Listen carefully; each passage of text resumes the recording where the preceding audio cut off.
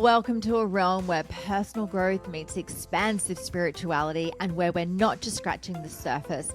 We're diving deep, widening our perspectives, and having a darn good time doing it. This is the Enlightened Podcast, and I am your host, Jen Hamilton. You'll enjoy an infusion of motivation, empowerment, and inspiration that will resonate in every aspect of your life. Expect captivating stories, heartfelt musings, and my own personal experiences. But that's not all. I'm bringing awe-inspiring individuals to the table, so get ready to meet some remarkable souls whose wisdom and stories will leave you spellbound. No topic is off limits here. Brace yourself for raw authenticity, unfiltered vulnerability, and yes, the occasional splash of explicit language. We're delving into the realms of the esoteric, mystical, and the woo-woo, unafraid to explore the extraordinary. So if you are ready to venture beyond the surface, to explore the depths of your soul, and to awaken the magic of life, if your heart says yes, then hit that play button and let the Enlightened Podcast guide you on this remarkable expedition.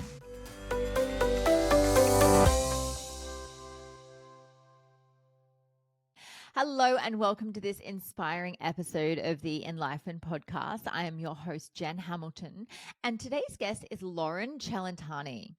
Loren spent a good portion of her life feeling like a victim to her body and emotions. She eventually realized they were all leading her on the way to heal the witch wound inside of her and guide others to do the same. Over a decade of her own healing and coaching, she uncovered how to help others claim their sovereignty by unleashing their energy and reclaiming their power.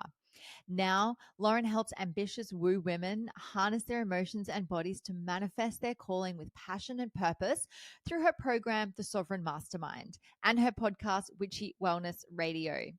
I know you're going to get so much out of this episode, as I did, so enjoy a nice conscious breath and let's dive in.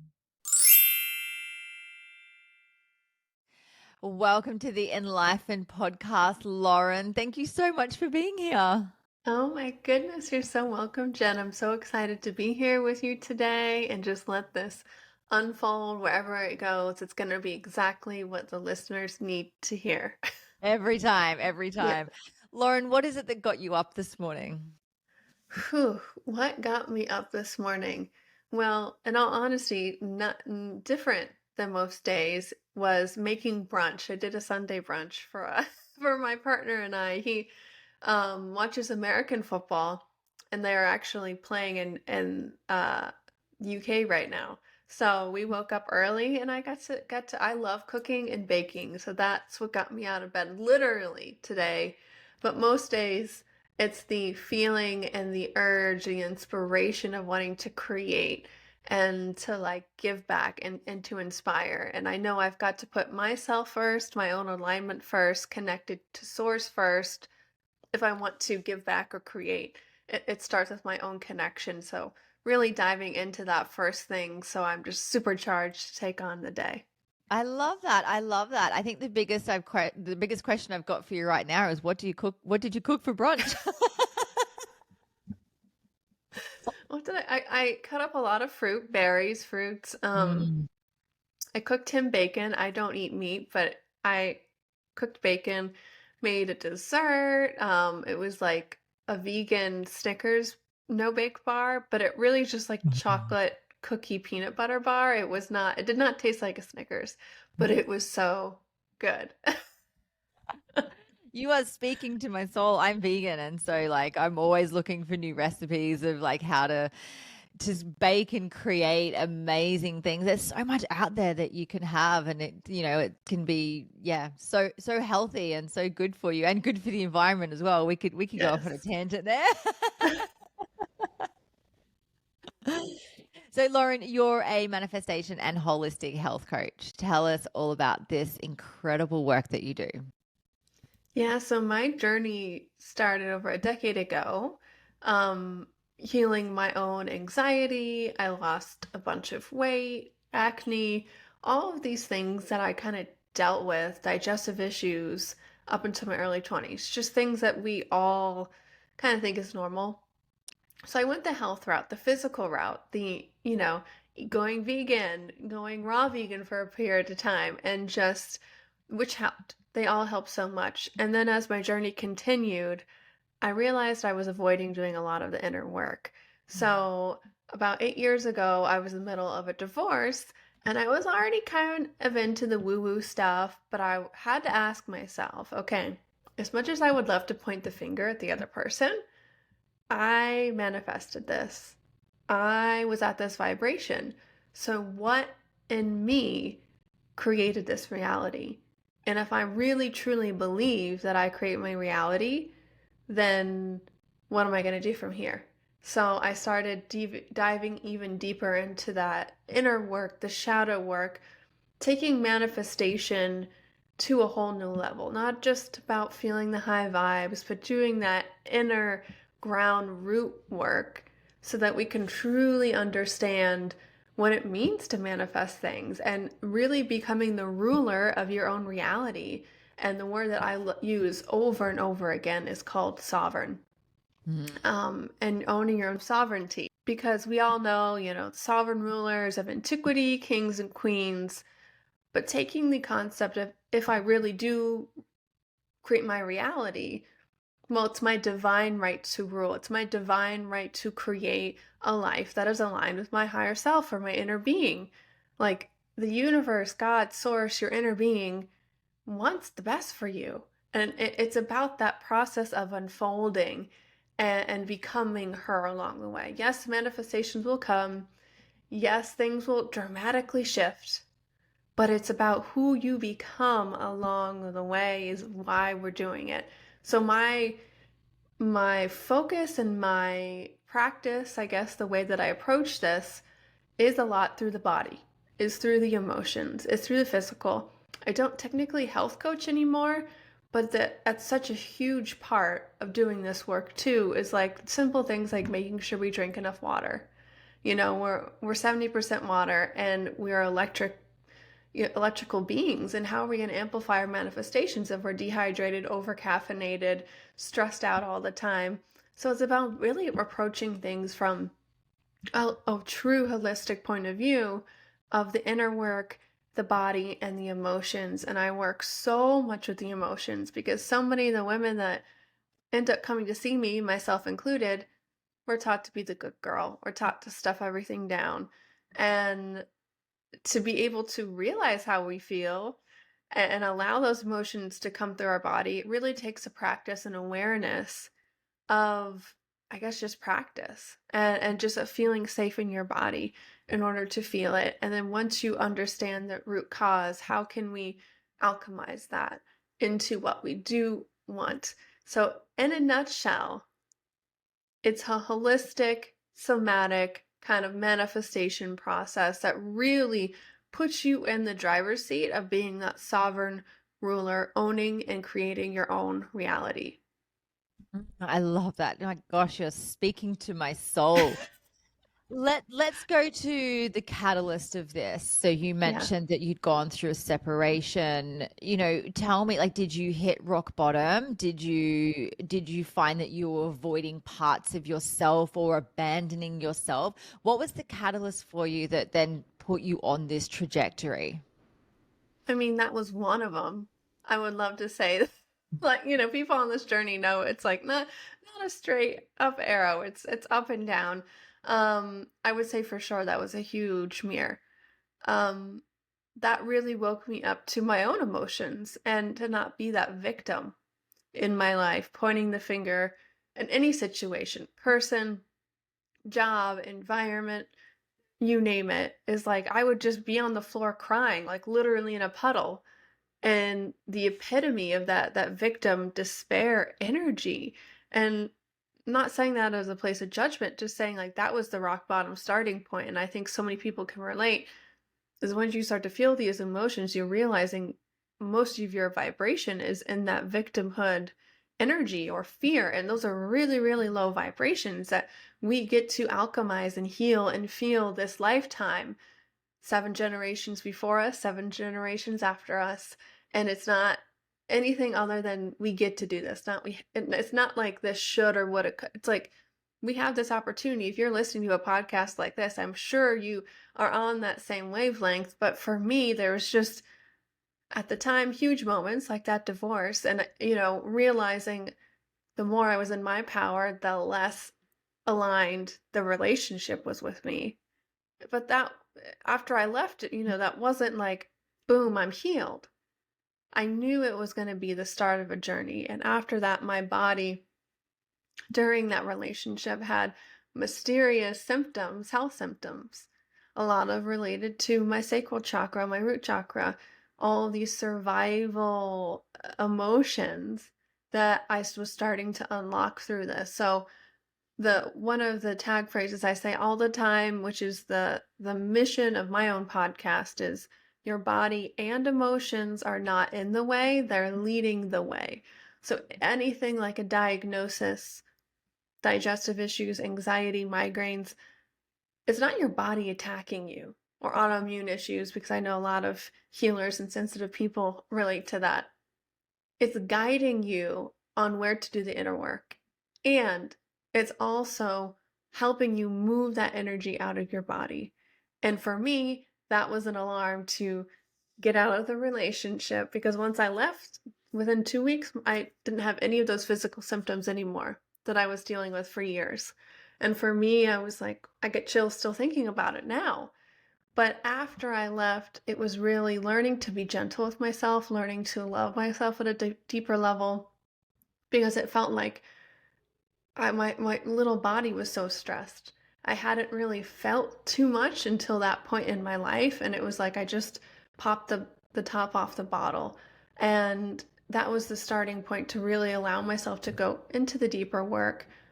But that was just one opportunity. There's been multiple times in my life where I've had to come up against things like that, other physical diagnoses, and taking a look at myself. Even 2 years ago, I had a physical diagnosis that I was like, well, shit, something's up here. I'm apparently not getting this message, and it scared me. And I was like, okay, this isn't a death sentence. This is not anything to be ashamed of. Actually, it's helping me see that I have some shame trapped in my body. Let's do the deep dive. This isn't because I'm doing things wrong.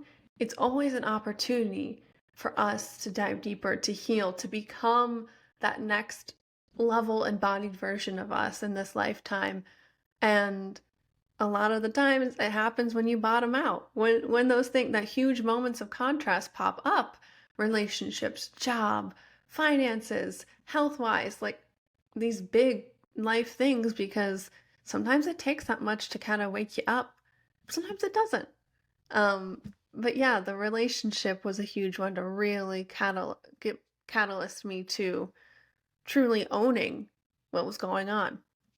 Yeah, yeah. You and I have such like quite similar stories. I went through a separation. It was with my kid's father. We were engaged, and that showed me my rock bottom, and then that was the catalyst for my transformation and awakening and personal evolution. And what I really noticed with working, with so many people, Loren, is that we do get to these rock bottoms, and we do get to these diagnoses of, health issues, or, really come up against something that shakes us to our core. Why do you reckon we leave it until we're just fucked before we're like, oh, I think there's something going on here that I need to look at. Where does that come from? I think we love comfort, Mm-hmm. really, and we know the cheesy saying, comfort comes outside of your comfort zone. And sometimes it's like things that you just don't realize need healed. Like my 2 years ago when I received a diagnosis, I was like, oh, interesting. Okay, now looking back, it makes sense, but I wouldn't have never picked it up on these themes and energies. But now, okay, it's like an exclamation point at the end of that sentence. Okay, I get it. It's underlined.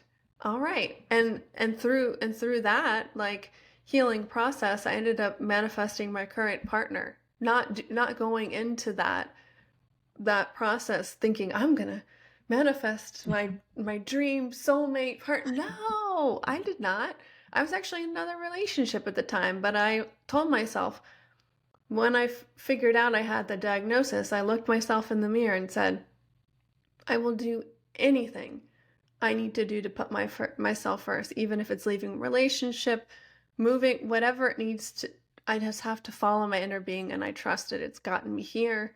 And I just got to continue to do that. Doesn't matter what I need to let go or shift. Like I commit to me. And I guess I did move across the country too during that process too. So it was a big level up. So sometimes, yes, it takes us these big moments, but that also means that there's this huge potential, this catalyst, this slingshot of energy. We as we alchemize that, more dense energy, it really can help manifest things faster. Let's talk about manifesting because it's a buzzword. It's manifesting's been getting around since The Secret came out, 15 years ago or whatever it was. And so many people have a perception of what manifesting is. And, there's a lot of manifesting coaches and, supportive products and programs you can do to learn how to manifest. Let's talk about what manifesting actually is from your point of view, as a manifesting coach. How do you describe what manifesting is? I mean, we're always doing it. And to put it as simple as the simple form is like attracts like. Mm-hmm. So where do we go from there? It's like starting to build the awareness of how we're feeling, what's our vibration in it every day, like what's our set point. And it doesn't mean that you can't feel the negative emotions. It's actually, I found in my life, in my client's life, when we do have those big negative emotions coming up for us to heal, very quickly on the other side, these random manifestations will just appear that you have just been waiting on for ages and ages, and things just didn't feel like they could work out. It's just allowing the energy to flow up and through you is a huge thing. So like attracts like, but also don't be scared of the negative emotions. That's like, and I wouldn't say negative, so to speak, in a bad way. They are ready for you to heal and to feel, but you don't need to continually repeat them. That is when we get stuck in that cycle. That is when our reality doesn't change. So for me, it's really helping people realize, how are they feeling? Are they present in their bodies? Are they relaxed? And when they are and when they're not, building that body awareness, because some of us don't even realize till the end of the day, like, my neck is so tense or my chest is really tight. And then start to work with those emotions and doing the inner work to transmute it through meditation, through breath work, through your body, to actually heal it. It doesn't mean that you're not going to ever feel anger again or despair again, but you're hopefully not going to feel as afraid to feel those emotions, to transmute them. And especially as women, learning to work with our cycles, with the moon, to work with that pain body, because PMS gets this huge bad rep right before your period, your luteal cycle, but it's there for us to harness those energies at a deeper level, at that like inner child ego, like shadow work level. So I really, really focus on the emotions and just getting people comfortable and aware enough to feel. And they know what's best for them. They know what feels like relief. They have their own inner beings. And I kind of get out of the way as you start to build that trust and you start to just feel better. And yes, the manifestations come in, but it's not about the in manifestation journey in this. It's really, like I said before, about the person, the woman you become, and you won't care because you're already living your life and you're happy, feeling like those manifestations already happened. And that's when the manifestations will come, because you just embody that vibration. But it's really not about trying. It's really about the being and the feeling. So that's a very quick synopsis of how I look at it. It's just all about the emotions for me, because we're just so stuff a lot down, I think.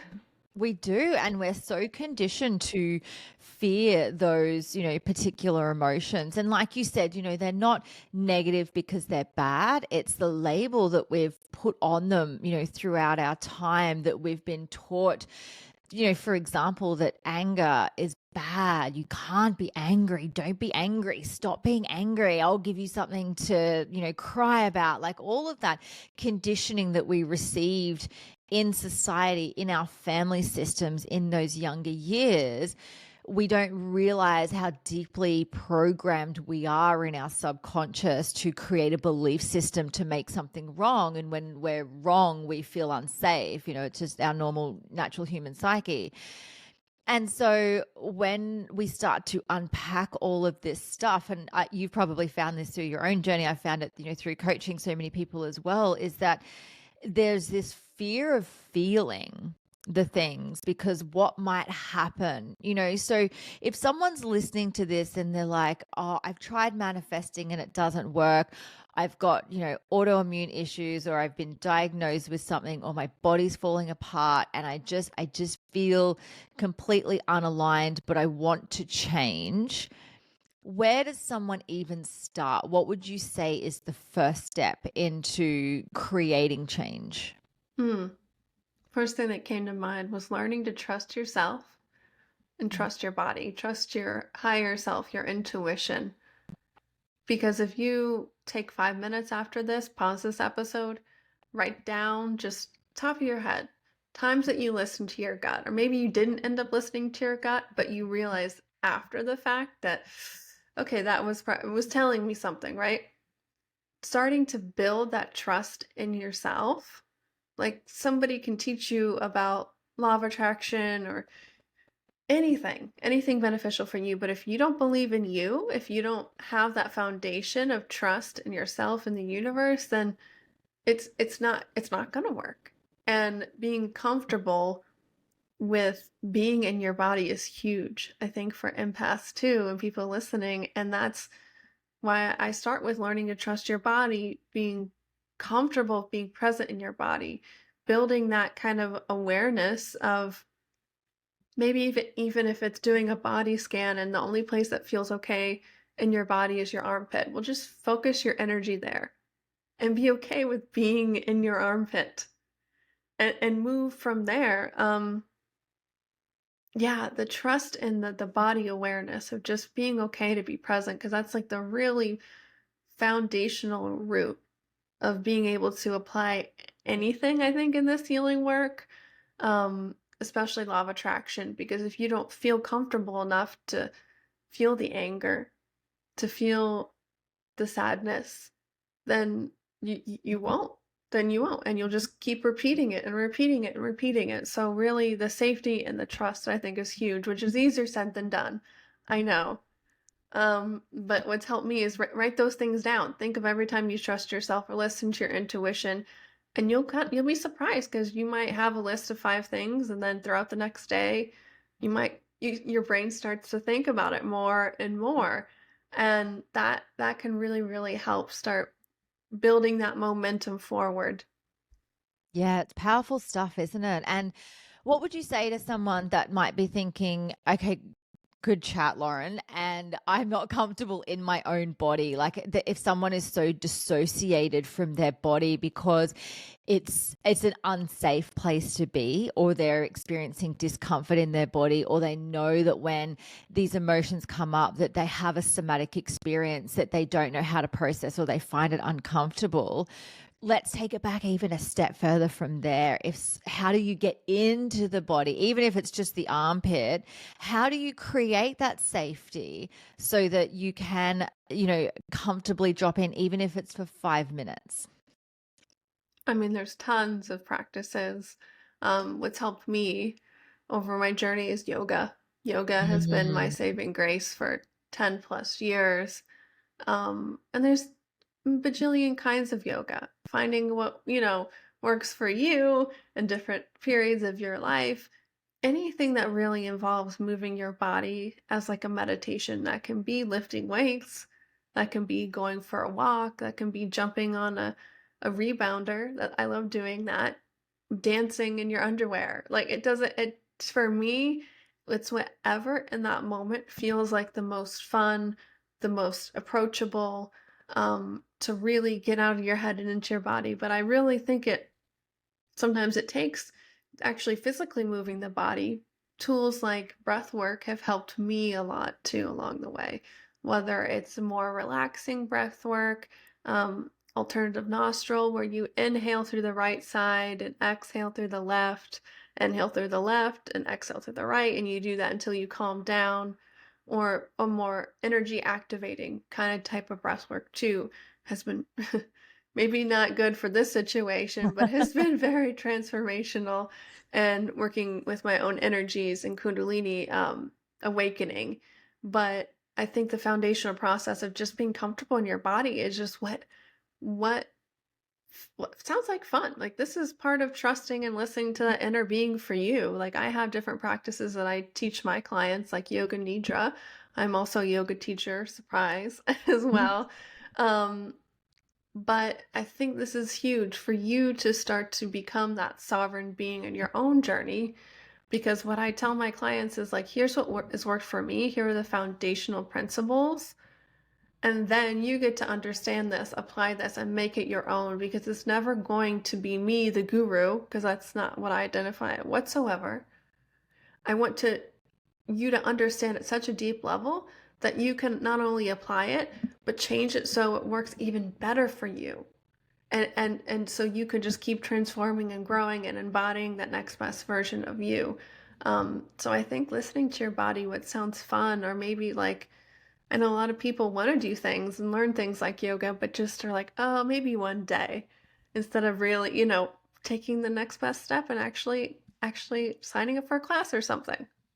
Yeah, yeah. I love all of those things that you suggested. And for me personally, I had a very like disconnected relationship with my body for a very long time, through a lot of my, I guess, earlier stages of life, in my 20s, my connection to my body, like even my connection to exercise was based on I have to be skinnier. Like I was tiny anyway. I have to be skinnier. I have to train with the WBFF pros, and get shredded and, look a certain way. And, what I found is all of that just came back to the external validation that I needed to be, recognized and to experience value to other people. And it was only when I started doing this work, 6 or 7 years ago, that it really started to shift, that, I had this relationship change in my body where I was like, do you know what? I'm going to just start speaking to myself as if I was speaking to a best friend, because I tried so hard to, love myself and do the mirror work, but I was always pulling myself apart for something. It was never good enough. And then I actually went to Bali on a self-love retreat. And one of the things that came up there was, the way that you speak to yourself, would you speak to your best friend that way? And I was like, well, fuck no. Like I wouldn't say anything like that to her. And I was like, oh, this is that self-love wanker thing where they're like, are you going to be your own best friend?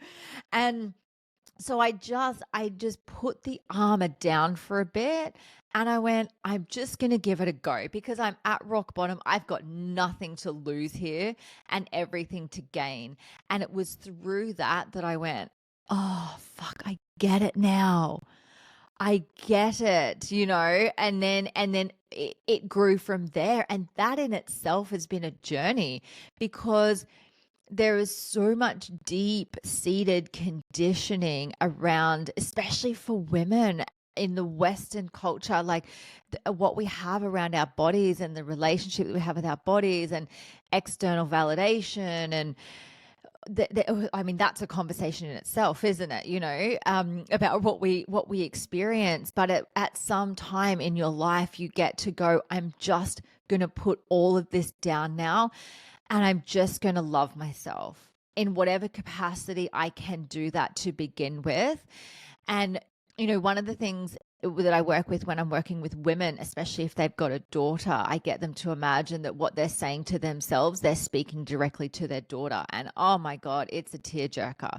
And I do the same with myself. I'm like, is this how I would speak to my daughter? No. So why am I speaking to myself or the little girl inside me, my inner child? Why would I be putting that on her? And it shifts so much. And when you decide that you want to change and you decide to come from this place of love, then working with your body and then doing the inner work becomes a devotional practice. And it's so important that women get that, that we have this opportunity in our lifetime, because we're surrounded by social media and movies and video clips, music clips, like that there is so much conditioning to just constantly show us that we're not good enough, or that our bodies are not good enough, or that we should be abandoning ourselves or our cycles and what it means to truly be a feminine woman. There's so much there. And then once we decide that we want a different experience, we have to just, disconnect ourselves from that and go, well, hang on. What do I genuinely want?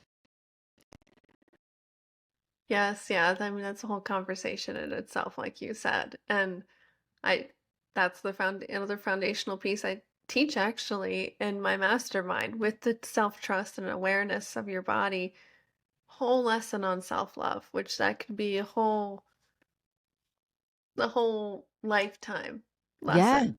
That self-love, Yeah. compassion, and it is so cheesy, right? And when you're going through it too, you're like, really, I'm gonna talk to myself in the mirror right now, like all the things come up. It's like I'm that person. Like, yeah, I might be into crystals, but I'm talking to myself. Okay, um, but it's taking that responsibility, Mhm. because you can't shame yourself into change. You might be able to for a little bit, or you can't hate yourself into growth. Like, unless you can prove me wrong, one, it's not fun. Two, it's not lasting change. You just Mm. stay on that hatred or shame, guilt cycle. Like, talking about body shaming and binge eating and eating disorders, like those people are just, stuck in that emotional, mental cycle. Yeah. And I Yeah. think the foundation is just like doing this work, doing the inner work, the shadow work, the being present in your body is self-love. But the commitment and the continual recommitment to this work is that responsibility, that discipline, divine discipline, as I call it, to show up for you. And however that looks like that day, some some days it's gonna be more energetic than others. Some days it's just like taking 30 seconds to breathe. Like, that's all you got, and that's okay.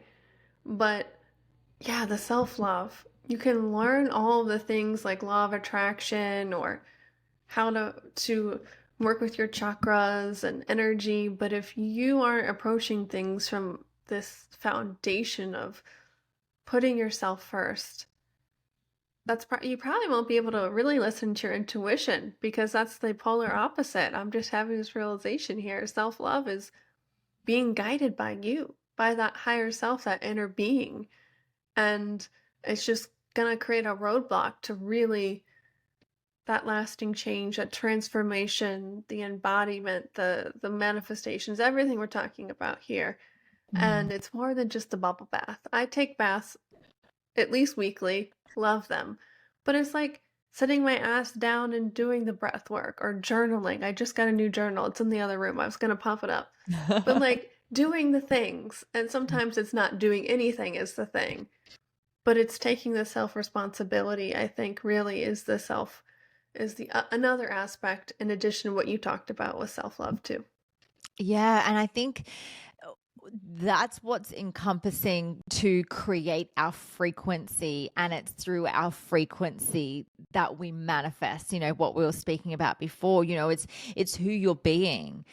And when you come from that genuine place of self-love and just that deep honor for self, that's where the manifestations start to come alive. And for me in my personal journey, that's where I was able to discern more deeply between my intuition and my ego, and, really become just this open vessel and this channel, and create things that I always dreamed of, because there was no, like we said, we call them negative emotions, but they're not. They're that lower vibrational energies. But when we can recognize those, welcome those parts of ourselves, love that part of ourselves for experiencing it, but not attaching to it, that's where we become, this higher state frequency, which, as we manifest from that space. Yep. Totally agree. I don't even have anything to say other than, yes, I'm on that frequency with you too, sister. It's Yeah. not avoiding those negative emotions. I think that's like the one thing if people could take away is Yeah. feel the feeling. It doesn't mean that you're going to be in it forever. By avoiding it, the more you resist it, the more it will persist.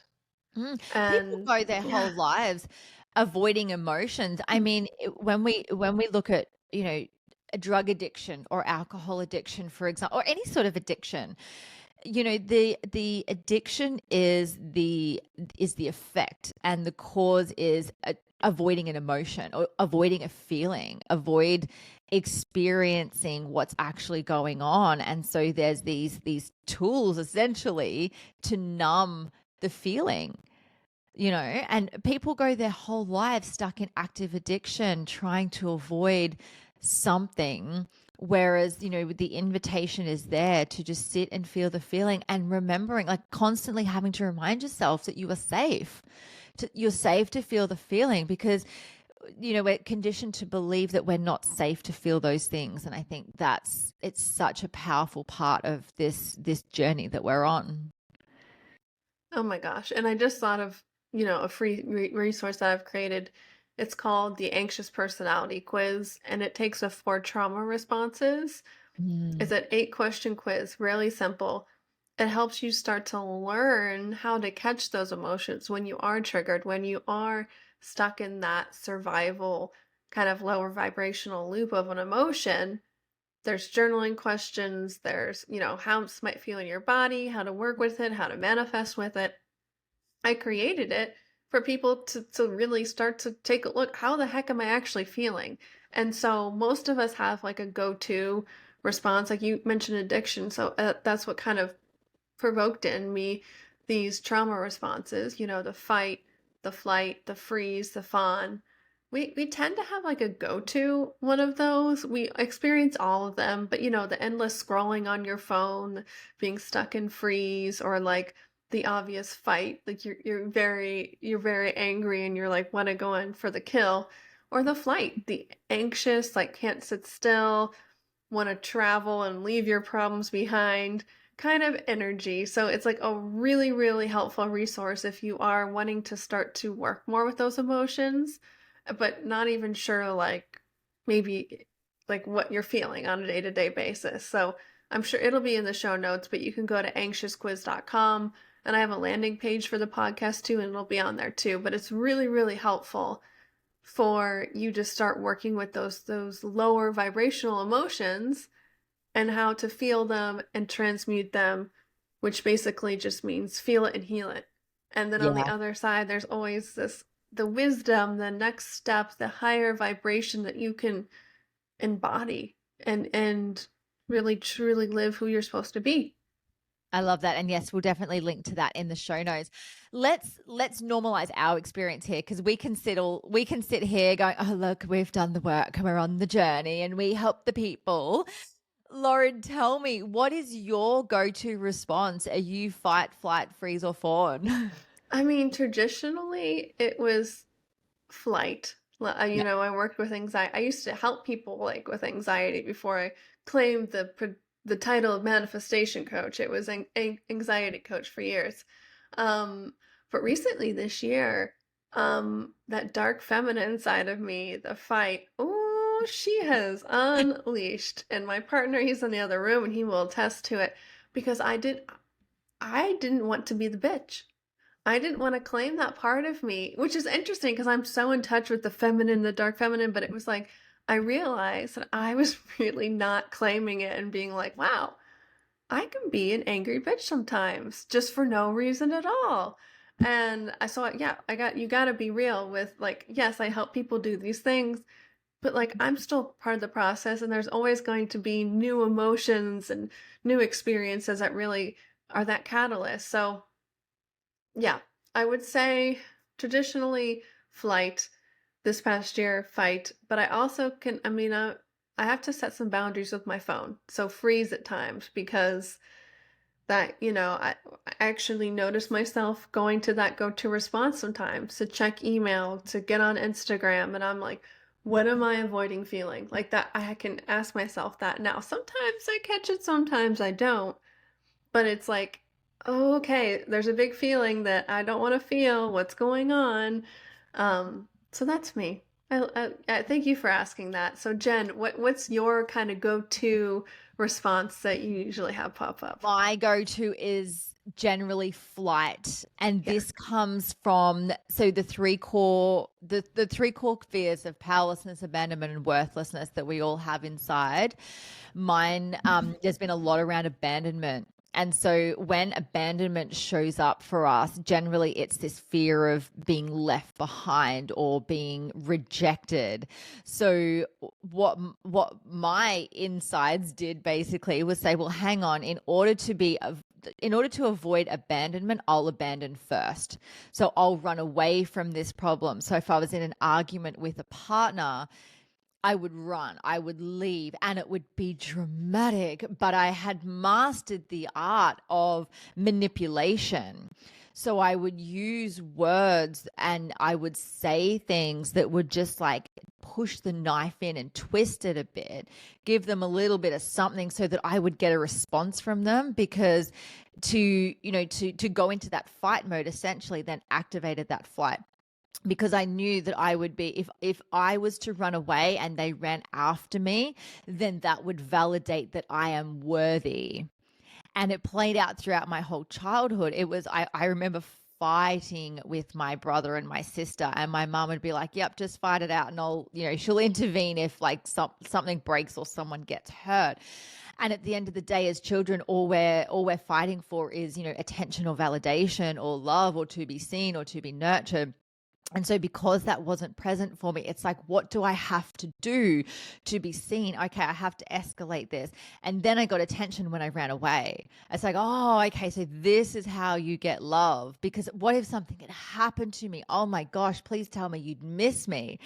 And so that stuck with me for so long. And so reflecting back on previous relationships, before I started doing this work, it's like, oh, well, I'll end it, I'll run off, or, you won't hear from me because, you don't deserve me. And at the end of the day, all I wanted was then for them to race after and be like, oh my God, I'm so sorry. Oh my God. Oh my God. So it was like really powerful manipulation techniques. And when it changed for me, Loren, I was doing my NLP training, and I I was on the second day, and there was a male and female facilitator, and the male facilitator called me out on a few things and I didn't like it. He said that my whole life was a lie and no one was coming to save me. And the fact that it had triggered me so much, I actually left the course, and I was like, oh, someone will come after me, someone will come after me. It was just this repeating pattern. And then the female facilitator, she was actually my boss at the time, she ran after me, and so that validated me that I did the right thing, because it was that repeating pattern. Anyway, I said to her, I'm not coming back. And I'd got to the point, like I was at the point where I was just about ready to end my life. Like it was a very, very dark experience. And then I left the place where we were doing the course, and I got in my car and I was like, fuck, like no one's actually coming after me now. And I went home and I had the most biggest, wildest breakdown, because I realized that I had brought all of this upon myself, and I had to face off with my deepest, darkest shadows.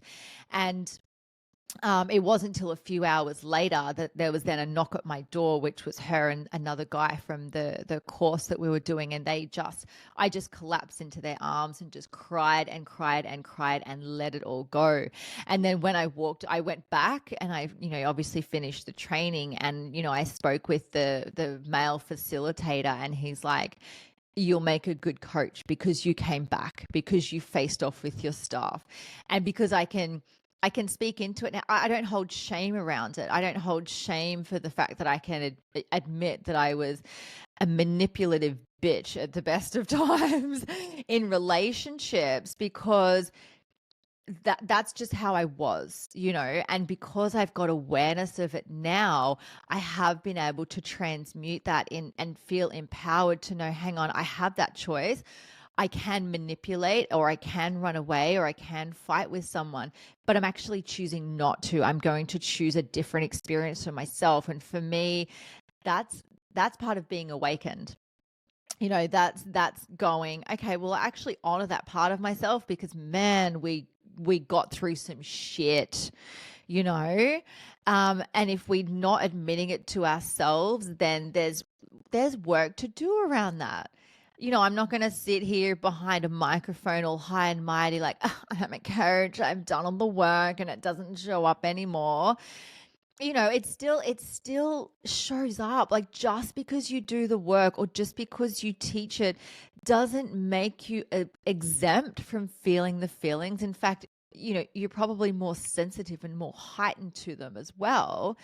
They're always going to be there. It's just you learn the tools to know what to do with them when they show up.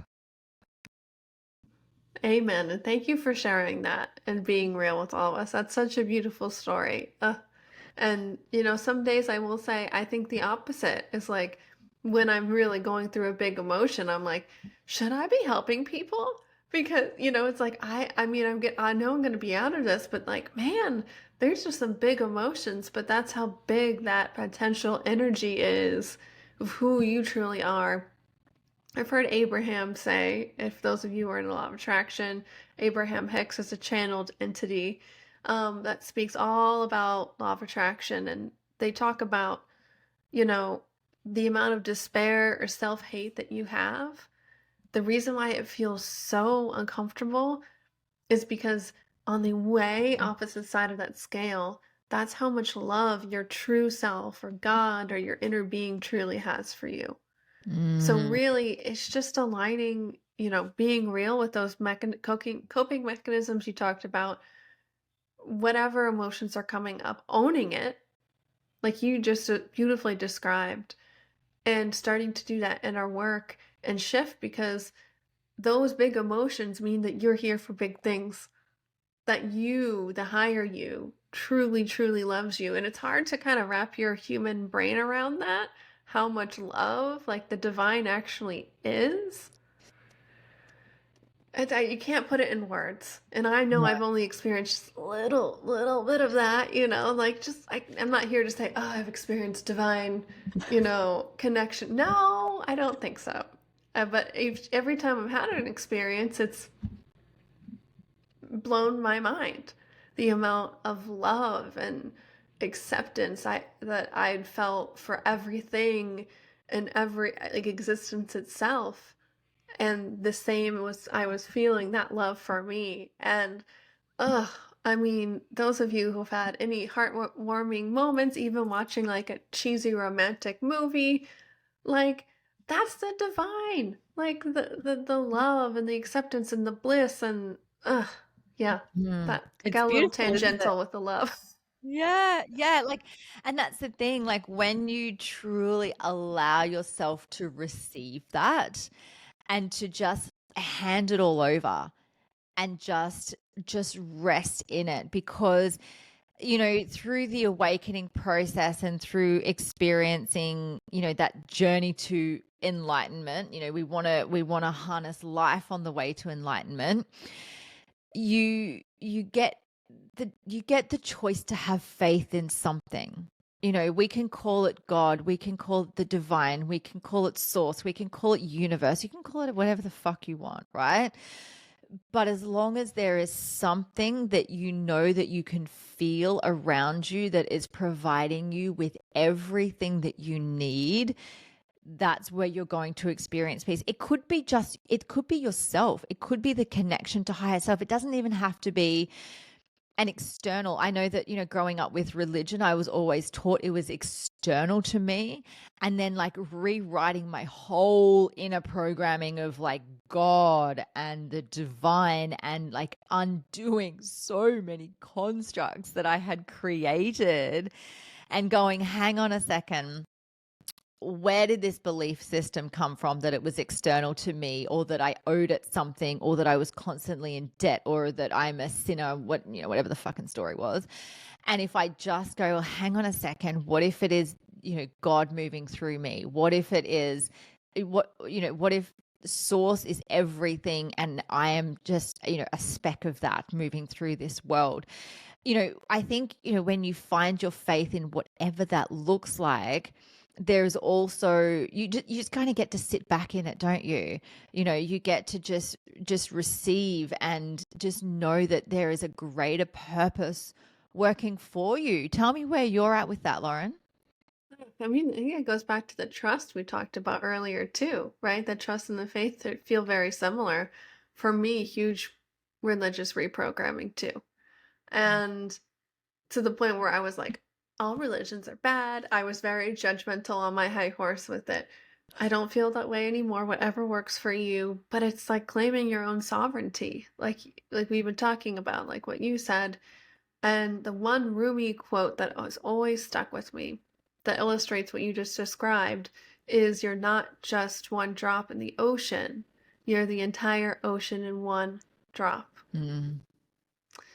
And I think that really ties into the self-love journey too, because when we can approach ourselves in life that way, it changes the game. I know for me, when I make things more like a divine inspired ritual rather than like something I have to change or I'm trying to change, like when I make something more sacred, the vibrational energy of that is just totally different. Um, and what my biggest desire is to feel that peace and that shanti in Sanskrit, the like just deep internal bliss and peace, and that connection with source and the divine is that feeling for me. And Yes. how do we take that from our meditation mat or yoga or however we get there into our everyday life? And I'm not perfect at it. I'm not at all. But for me, it's really just like, how present am I? Because I think my spiritual practice really is like everything truly exists in the present moment. So if I'm so rushed because I feel behind and like got to do more and more and more over masculine, or like really feeling guilty or sad about things in the past, then all my power of my divine nature is just pulled apart. But like when I'm just present and can accept what's going on in the present moment, like that's simple, but very powerful. And for me, that's how I quickly feel peace. And for me, I associate that peace and that calmness with the divine. Yeah, I've done all sorts of practices over the years, right? Kundalini yoga for years was huge in my life, and connecting to that source. Now it's just day by day listening to what I need. Sometimes it's a guided meditation, sometimes it's just nothing. Um, but I think for me, where I'm on that journey is working with my own energy, and Kundalini kind of awakening is that deeper sense of trust and the faith that like, I can fully surrender when that energy starts to surge through my body. So there's always another step. Um, through this process of faith and understanding, we're just that drop in the ocean, or the entire ocean in one drop, rather.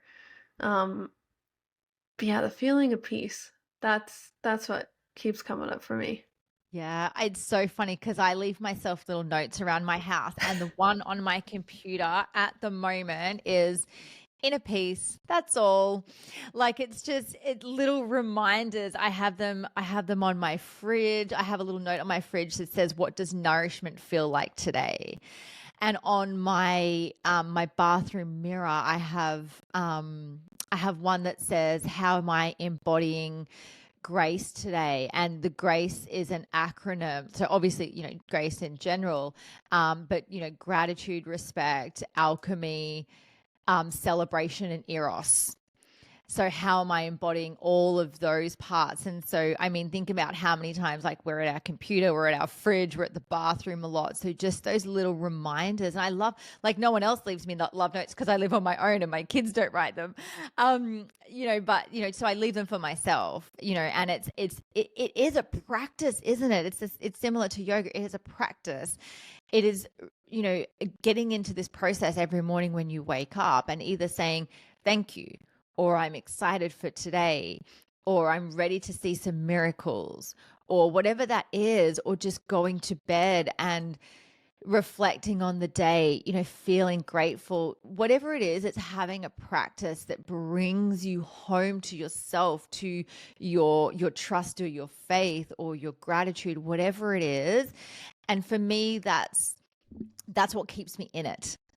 It's just that constant reminder. I've been known to leave messages for myself on my home screen of my phone so that it's constantly there, because when we see it constantly and we have repetition, we believe it. And I mean, that's how we're in this mass hypnosis of society anyway, because of the repetition that we've seen in, the media or in movies, or we've heard it in music. We've literally sung the words of songs. And we build a belief system around what that song is about, and so we can do that in such a nourishing way for our souls. It doesn't have to be detrimental. It can be such a beautiful thing. And to me, that is the manifestation. It's who you be. It's we're a product of our thoughts, and so what we're constantly putting in is what we're going to experience. Mm-hmm. I love that. I do that too. I'm sitting at my partner's desk. He has all sorts of notes in front of me Tell us too. some of his notes. What does he say? Okay, let's see. I believe that we're radio magnets and antennas is one of them. A lot of these are, I write an appreciation note to myself every day. I am my own scientist and also my own guinea pig, I think is the It's the best. and I have on my phone one too, is I act as if it's impossible to fail. That is a Dorothea Brand. It's a short book written around the time of Think and Grow Rich. I think it's called Wake Up and Live. It's a really short read. But that's the whole premise. I act as if it's impossible to fail. And then Wow, it will I'm writing be. it down. Yeah. I So simple. love that. Yeah. And I will say with Kundalini yoga and mantras, you don't necessarily need to know, have a affirmation or understand it. Sometimes that vibration of that energy, these mantras moving through your body as we speak them, like the words have power, especially these ancient languages that literally move the energy, and we get to embody those codes, even if you don't speak Sanskrit. And that's really helpful for me, having those mantras. But I also find myself in the shower, typically making noises, and that feels just as good as it's impossible, act if it's impossible to fail, or I choose to become my sovereign self, or whatever affirmation it is. It's for me, that obviously goes back to the body. It's getting kind of circumventing my mind at times, especially when it's things that I don't believe at first, the sound, the power of sound, because we're all just vibration. We probably said that word 100 times today. I know I did. And that includes sound. Yeah, we're all just frequency, aren't we? Yeah. I'm the same. I have a Marianne Williamson poem on my my shower screen, like on the other side of the water, and I read it every time. And it always means something different to me every time I read it. And it's just that reminder. Like I have I love leaving notes around everywhere or quotes or something, to just, it's just that it's just in your face for all the right reasons, you know. Some people get it tattooed on them. So there's ways in which you can anchor those things in. And then once it lands and it's there, you can go on to another one because you've already embodied that version. You don't have to stick with that one over and over again. It is an evolution. Totally, totally, totally agree. Yeah. I Yeah. think there's so much power in like what we program ourselves, and that's part of the programming process, positive programming. People refer to watching the TV as like TV programming. That's like what you said, literally what's happening. So Yeah. choosing what you want to focus on, and that's law of attraction 101. What you focus on is going to grow, like attracts Exactly. like. So bringing Exactly. this kind of full circle today. Yeah, yeah. And so choose wisely, isn't it? Like it's Yeah. what do you want to consume? Because whatever you consume is what you be and what you experience. Loren, we will obviously link to everything that you do in the show notes. How do people get in touch with you? What is best? Is that through your website? Tell us about your offerings. Oh, thank you, thank you. So I have a beautiful podcast. If you guys like Jen's podcast, you're gonna love mine too. It's called Witchy Wellness Radio, and it's been my baby for almost 6 years now, which is crazy to think about. Where our motto is your body and emotions are not in the way, they are leading the way. And that's on all podcast platforms and YouTube as well. You can find me. I'm mostly on Instagram and YouTube at Loren Cellentani, and don't worry, it'll be in the links because try to say it, let alone spell it. I understand. But I love hanging out. I love a good spiritual meme and creating my own kind of like, truth to it. But I think purpose of life is to have fun and to laugh and, not take things so seriously because where's the fun in that? I think it's the game of life that we get to play, and you might as well have fun playing it. And my main offering is called the Sovereign Mastermind. So that sovereign word comes up again, and I really teach women how to own their own power and rule their life. So literally, like as you're asking me these questions today, I have 3 main modules of teaching, and I'm going, okay, which one is that? And just teaching you the first one is the self-love and the trust and the feeling present and okay in your body. Second core teaching is really learning to work with your emotions, feel them, transmute them, heal them, and learning to reprogram yourself in a positive way. And the third one, we kind of touched on it, is becoming that vessel of creation and like that woman that you want to become. And really like consciously, what do I want to create? And learning to really connect with your higher self through whatever practices align with you. I teach obviously the foundational ones that work for me to really be that full embodiment of your purpose this lifetime, because so many of the women I are drawn to me either have a business or want to start a business, and it's always because I want to give back.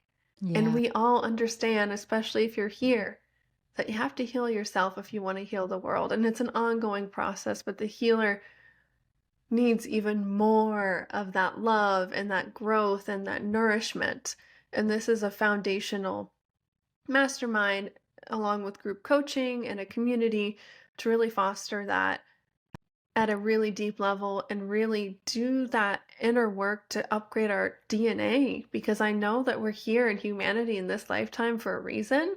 And Mm. that's what really gets me out of bed. If I'm being now thinking about it, full, full picture here, it's like, let's go. Like Yeah. we chose to be here this time in humanity, and like, well, why are we here? And embodying those, you already have those gifts, and just giving that away to the world and just seeing everything in your reality transform. So thank you so Yeah. much, Jen, for having me on here. It was so fun talking with Thank you. you so much, Loren, for your wisdom and just sharing all of your beauty and just, you absolutely radiating, through the microphone. Thank you so much for all of that. We will link to all of Loren's stuff in the show notes. Loren, it's been an absolute pleasure. Thanks for being on the Enlighten podcast. Oh, thank you.